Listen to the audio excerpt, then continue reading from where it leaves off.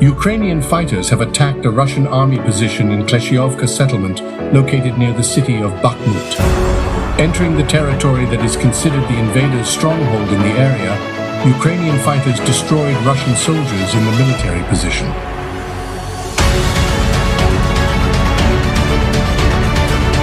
As can be seen from the footage spread on Telegram channels, the Ukrainian fighters checked the area and found Russian soldiers' dugout that was also being used as a storage for weapons and personal belongings.